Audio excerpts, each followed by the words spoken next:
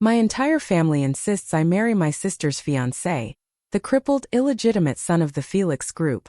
But soon, Felix founded his own company and became the wealthiest man in the city, making my sister regret her decision. "I'm your fiancé. You're supposed to marry me," she once declared. In my previous life, Felix did marry her and met a tragic end. Yet both he and I have been reborn. As I sat before the vanity, the makeup artist worked on my face. Today, I had been called early to prepare for no other reason than it being my wedding day with Felix. The door creaked open and Tiffany strutted in, her heels clicking sharply on the floor. With a sneer, she looked down at me and taunted, "Coco, you're finally marrying Felix. Are you happy?" I glanced up at her coldly. "Oh, I'm very happy, as long as you won't regret it later." Tiffany laughed loudly, clutching her stomach. "Regret? Coco, are you dreaming? Why would I regret getting rid of that burden? Without it, my life can only improve." Just a month ago, Felix was still Tiffany's fiancé. The Portman and Howard families had arranged the marriage between their eldest son and daughter since childhood. But a year ago, the Howard family acknowledged an illegitimate son, who had suffered for years, weak and with a lamed leg. Yet, he was still recognized as the eldest son. For the sake of family honor, Tiffany had no choice but to marry him. Upon hearing this, Tiffany cried and threw tantrums for days, troubling my parents who adored her. They couldn't bear to see her enter such a miserable marriage, so they turned to me, bringing me back from the countryside to marry Felix instead. In my previous life, Felix married Tiffany, but just as his career was flourishing, he was backstabbed by his delicate wife, who leaked confidential information to his half-brother, leading to his downfall and tragic death. But in this life, for reasons I didn't fully understand, Tiffany persuaded the Howard family to let me marry Felix instead. I smirked at Tiffany, raising an eyebrow. "Don't be too happy too soon, sis. The ending isn't written in stone yet." With those words, I turned and left the dressing room. The ending wasn't decided yet. As the Howard family's servants wheeled Felix into the hall, I caught a glimpse of him through the crowd. His face was paler and thinner than a year ago, still frail. Yet, I knew that this man would become the most powerful figure in City A. At the wedding in my previous life, Tiffany cried incessantly, but this time I calmly completed my vows. Felix and I, amidst the curious and mocking gazes of the crowd, finished our somewhat mismatched wedding. I became Mrs. Felix. After marriage, Felix clearly could not continue living in the Howard family mansion. We moved into a new home together. Once home, Felix slowly stood from his wheelchair and limped toward me. I stepped forward to help him, but he pushed me away, cold indifference in his eyes. "I don't need your pity." I froze, then understood. Felix had suffered hardship from a young age, and even after returning to the Howard family, he endured endless mockery from his brother Henry and Mrs. Howard. Naturally, he became sensitive and fragile. Ignoring his resistance, I helped him to the sofa. "Since we're married, we're one family now. There's no need to reject my help." Surprised by my words, a flicker of warmth softened his gaze. I smiled, satisfied. Anyone who had suffered so much would be deeply moved by the first kindness they'd received. I decided to be a good wife to Felix, using his power to take down the family that had used me, the Portman family. I had to win Felix over. The next day, Felix and I visited the Howard family mansion to see his parents. The Howards were even more prestigious than the Portmans. If not for the arranged marriage years ago, the Portman family would never have been able to reach their level. Mr. Howard greeted us warmly, inviting us to sit and talk. He felt indebted to Felix and always wanted to make up for it. In the previous life, during Felix's struggles with Henry, Mr. Howard had supported him. Unfortunately, Henry's maternal family was powerful and held key information, allowing him to narrowly win and destroy Felix. Mrs. Howard, however, was clearly displeased with our visit. She covered her nose and dramatically coughed. If the sick person stayed home to recuperate, it wouldn't matter. But spreading your germs and bad luck to others is unacceptable. My Henry can't handle that kind of crap. Henry glared provocatively at Felix. Felix turned pale but said nothing. He was used to this kind of mockery. Mr. Howard furrowed his brow and glanced at Mrs. Howard but said nothing. Bringing home an illegitimate son and acknowledging him was already a stretch, so he could only privately encourage Felix to endure the sarcasm. I openly handed Felix a piece of meat and smiled. "You should eat more to recover. We still need to have children in the future." My boldness stunned everyone at the table. They hadn't expected me to so quickly embrace my role as Mrs. Howard. Felix was momentarily taken aback, but then understood that I was helping him. He smiled back and offered me some food in return. Mrs. Howard couldn't bear to watch our affection any longer.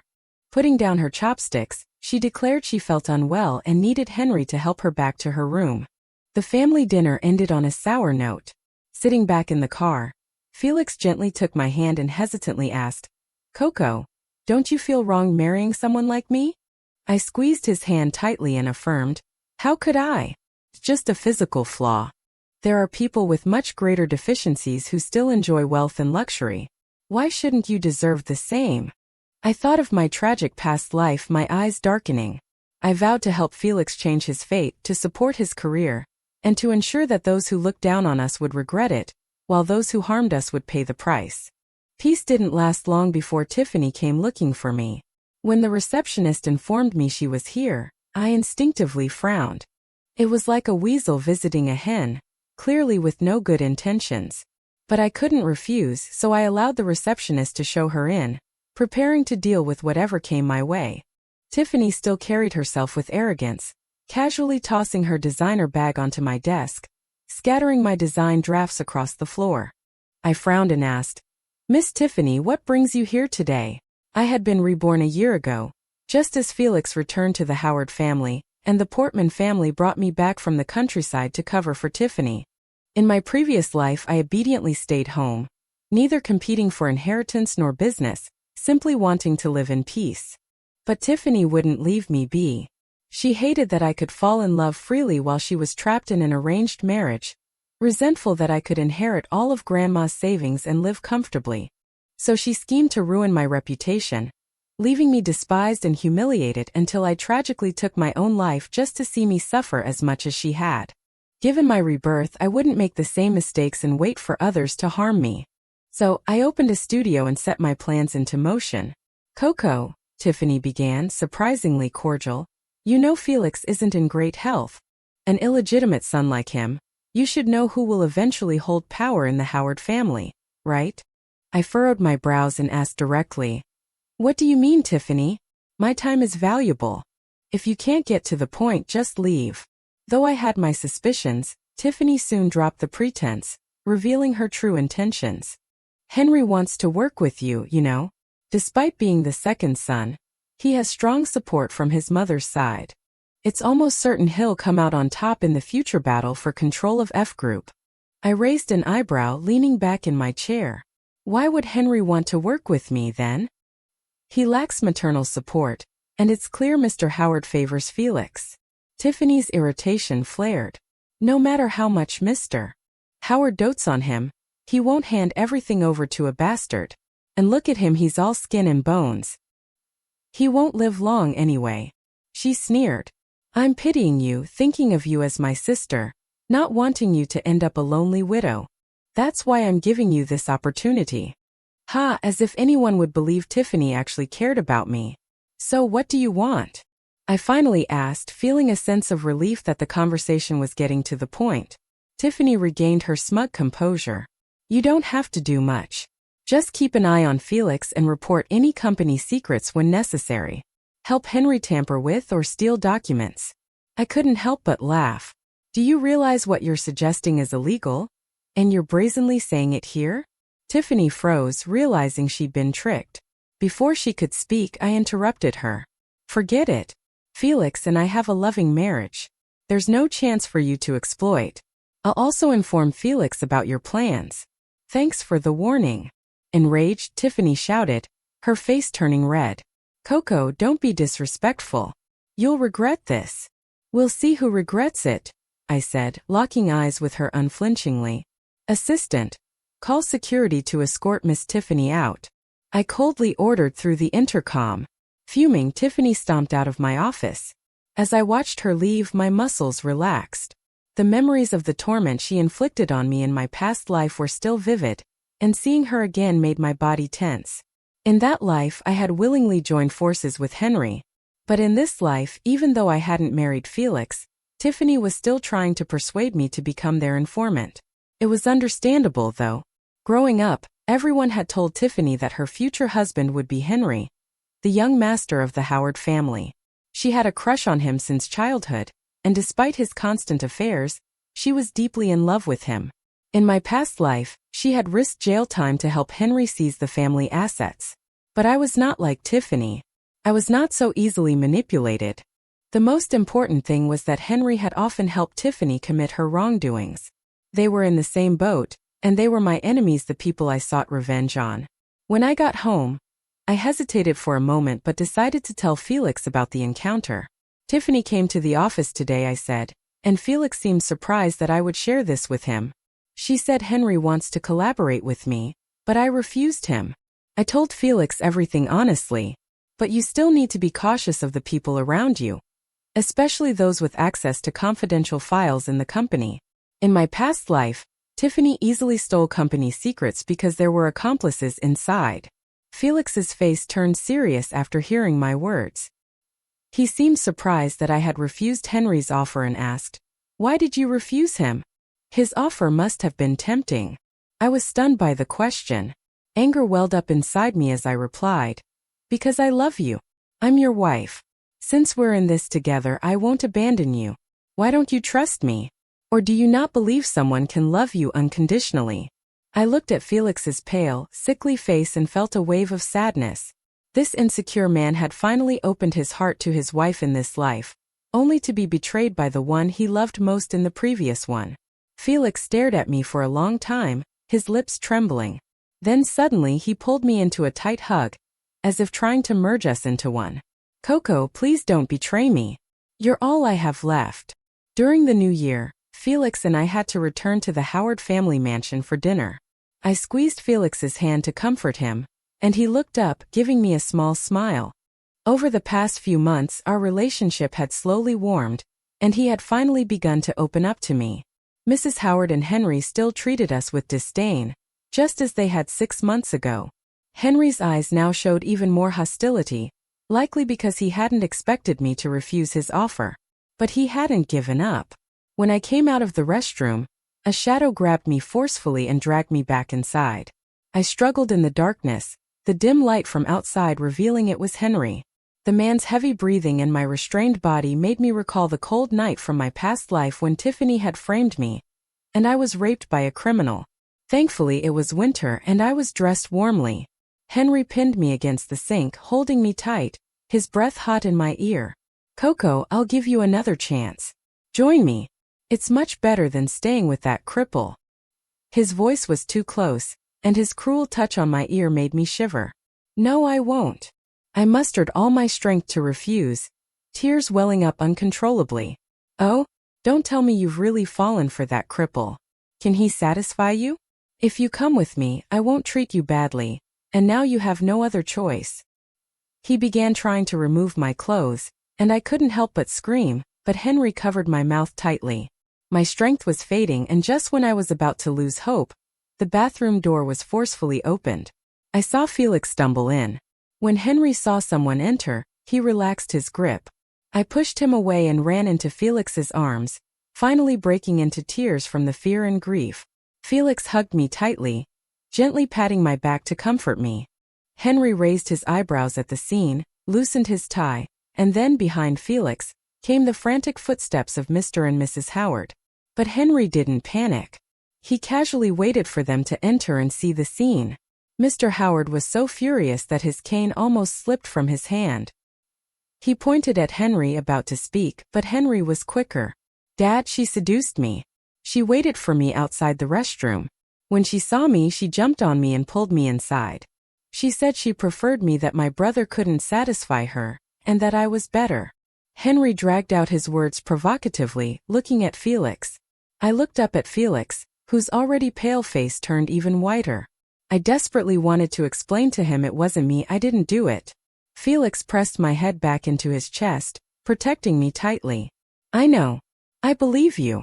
The truth was clear to everyone, but no one dared to say it out loud. That was the reality of a powerful family. Mr. Howard slammed his cane on the wooden floor, the sound echoing through the silent Howard mansion. You. Mr. Howard was so angry he could barely speak. Although his health had been declining, he hadn't expected his own son to commit such utterly disgraceful and unethical actions right under his nose. Mrs. Howard cut him off. Henry's always been well behaved. Since childhood, so many wealthy young women have chased after him. How could he possibly be interested in a married woman? It must be this vixen seducing Henry. She pointed at me. Yes, Mom, you know me well, Henry agreed, following her lead and looking pitiful as he reached for her hand. My boy, you've been wronged. Mrs. Howard patted Henry's hand, acting as though she was about to cry. Seeing this, Felix's eyes darkened even more. Besides, I can't be sure that if we continue to stay under the same roof, my sister-in-law won't do something outrageous to me, he said, glaring at Felix with a challenging look in his eyes. A bastard? An ex that seduces her brother-in-law? How can you still show your face in the Howard family? You've inherited every bit of that disgraceful mother of yours. Mrs. Howard shouted loudly enough for everyone to hear. Mr. Howard, shaking with fury, almost seemed as if he was about to faint. Felix let go of me and turned to support Mr. Howard. When he turned back, his gaze was icy as he regarded Henry and his mother. I will leave the Howard family and start my own business. I won't fight you for the F group, Felix said coldly, leaving everyone stunned. Henry and his mother never expected Felix to leave the Howard family so willingly. I too was frozen in place. In my past life, Felix had left the Howard family and started his own business, but that had happened 3 years later. What had caused everyone's actions to shift so quickly? Could my rebirth have triggered a butterfly effect? But I hadn't done anything at all. After leaving the mansion, my relationship with Felix deepened. In critical moments, I could sense his concern for me. When he noticed both Henry and I were missing from the banquet, he immediately rushed to rescue me, without even bothering to grab his cane or wheelchair. Once Felix left the Howard family and began his own business, it was clear he felt more at ease. Perhaps it was because he no longer had to endure constant jabs and pressure from Henry and his mother. With Mr. Howard's support, Felix's company was successfully established and began to run smoothly. In less than 2 years, Felix had made a name for himself in City A. People said he resembled Mr. Howard in his prime. At the beginning of the year there was an auction and Felix took me with him. I was browsing through the catalog when I suddenly felt a sense of familiarity. The first item for auction was a piece of land at the suburban sewage treatment plant, presented as the opening item. The suburban sewage treatment plant. I looked up, my mind racing. In my past life, not long after the auction, the government designated this area as the site for a new metro station. It wasn't just any part of the metro line, it was a crucial connecting point between City A and City B. The government eventually bought the land for several times the auction price. I was about to turn and tell Felix to bid on the land when I realized he had already raised his paddle. 1 million, he called out, sending the crowd into an uproar.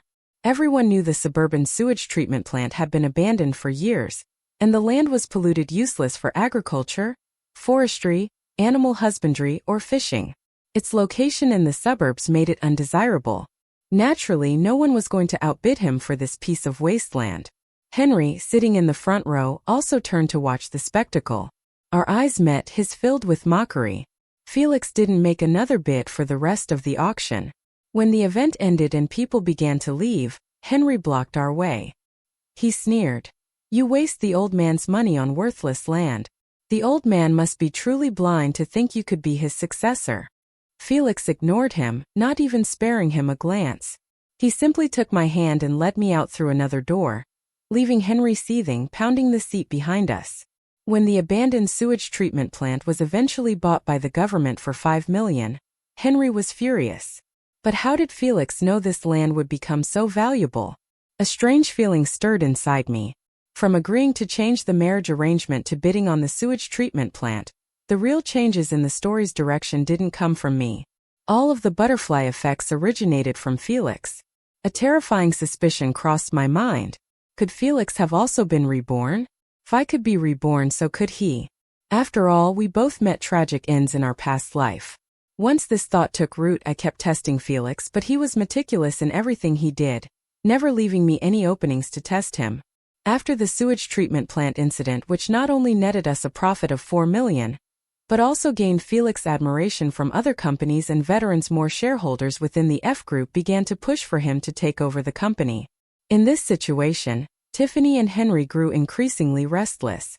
One day, as I brought Felix lunch, I happened to catch Tiffany coming to see him in his office. Felix and I exchanged glances. I was suddenly curious about what Tiffany wanted with him, so I hid behind the door, sitting on the sofa and snacking while waiting for her to arrive. The door creaked open. I couldn't see their figures or expressions, but I could hear everything clearly. Tiffany's voice, sweet and syrupy, made my skin crawl. After some hurried footsteps, Felix's cold voice cut through the air. "Miss Tiffany, stop. It's inappropriate for a man and woman to be so close, especially when I'm married to your sister." Tiffany hurriedly replied, "Felix, you know it should have been me marrying you. We missed our chance 3 years ago, but if I'm willing now, do you still want me?" As she spoke, she tried to lean against Felix, forcing him to take a few steps back. It was unexpected, yet somehow logical, that Tiffany would extend an olive branch to Felix in this lifetime. Tiffany hadn't married Felix, but neither had Henry wanted to marry her. After all, he had his pick of women, and she was just the plainest one among them. Besides, now that she had no use to him, it was obvious he would discard her like she was nothing. I even doubted if Henry had an affair with Tiffany in the past, just because of her sister-in-law title. Tiffany was in a panic. Henry didn't want to marry her, so she needed to find someone else quickly. It had been 3 years and she was older now. Even though Henry never publicly acknowledged her, everyone in the elite circle knew about their affair. Who would want a woman who had been used? What surprised me most was that she was actually going after the crippled man she once looked down upon. Maybe I was cracking the seeds too loudly.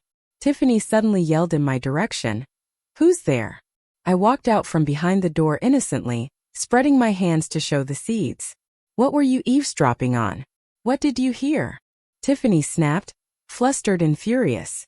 "Oh, I was just sitting here listening," I said nonchalantly, seating myself in Felix's office chair, looking every bit the queen. "I heard you want to be Felix's concubine. Is that right? Or mistress? Don't insult me, Coco." Tiffany, enraged, tried to strike me, but Felix stepped in, pushing her back steadily. "Oh, did I get it wrong? You just want to share a husband with a sister, right? That's a concubine in ancient times," I said. "But Felix can't decide that. I make the decisions in our house," I continued, lounging in the chair. Felix smiled indulgently at me, not bothering to argue. "You should ask me. After all, in ancient times, the main wife oversaw taking concubines." I looked at Tiffany challengingly. Knowing she had no standing, Tiffany huffed, stepped out of Felix's office, and slammed the door in frustration. "Did I say something wrong, honey?" I asked Felix, batting my eyelashes at him. Felix patted my head tenderly. "Whatever my wife says is right." Then he added, "But your husband here won't take any concubines." Meanwhile, Henry was even more desperate than Tiffany. Over the past 2 years, Mr. Howard's health had deteriorated, and most company affairs were managed by Henry. However, as in the past, he could barely maintain the status quo and was even showing signs of decline. Under such circumstances, shareholders began demanding that Felix return to take over and replace Henry. Though Felix had left the Howard family to start his own business, after being recognized, he still had equal inheritance rights to Henry. Legally, he was still qualified to compete for the company, and Henry began to panic. Felix and I were woken by an urgent phone call from Henry. We exchanged worried glances and, as expected, Henry's anxious voice came through the receiver, stark against the quiet night. "Dad's not going to make it. He wants to see you one last time. Come home quickly." We hurriedly got dressed and drove to the Howard family estate. Mr. Howard had a few more years left in the previous life, but due to a series of butterfly effects, almost everything had been accelerated. His critical condition was no surprise. The Howard family estate was brightly lit and bustling with people. The atmosphere was tense. Felix held my hand tightly as we walked in, and I could feel his palm sweating. Mr. Howard, though not a good father or husband, had shown remorse and efforts to make amends towards Felix over the years. Despite any resentment Felix might have felt, facing his father's end brought complicated emotions. We were stopped at the door and waited for a long time before Henry finally appeared. He let Felix in but blocked me. "This is a family matter, Miss Tiffany. You shouldn't hear Mr. Howard's final words." I pressed my lips together in silence, anxiously waiting outside. As time passed with no movement, I grew increasingly worried. Fearing something had happened to Felix, I was reluctant to rush in. "Worried about your husband, sis?" Henry's calm voice came from behind me. The urgency from earlier had vanished. I glared at him, ignoring his taunt. He wasn't annoyed, he just smiled and continued. "3 years ago, you turned me down here. I wonder if you'll regret it after tonight." A chill ran down my spine, sensing something was amiss. Just then, a familiar figure whispered something to Henry.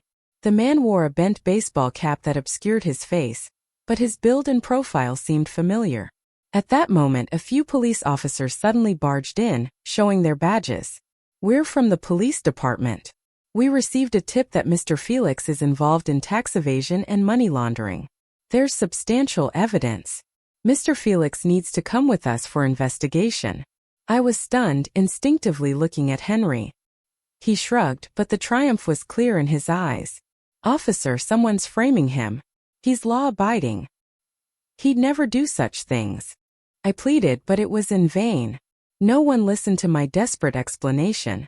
I was left feeling helpless as the police broke in and took Felix away. Mr. Howard was also shocked by the scene. His breathing became more rapid, and he passed away completely in the middle of the night. The dreadful night finally came to an end at dawn. Everyone left the Howard family estate, and the news of Felix's arrest quickly spread throughout the city. Many opportunists quickly turned to Henry, and Felix's company's stock prices plummeted. It was only then that I suddenly remembered the familiar figure I had seen at the estate. Diana, a core member of Felix's team who had been with him since the company was founded. I had seen him at the company a few times, and he always warmly called me sister-in-law. I had never doubted him, but he had been at the Howard family estate last night.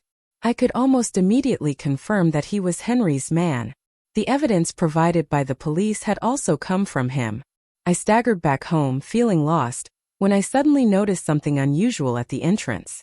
Felix and I both had OCD, and the house was always meticulously organized in a fixed order.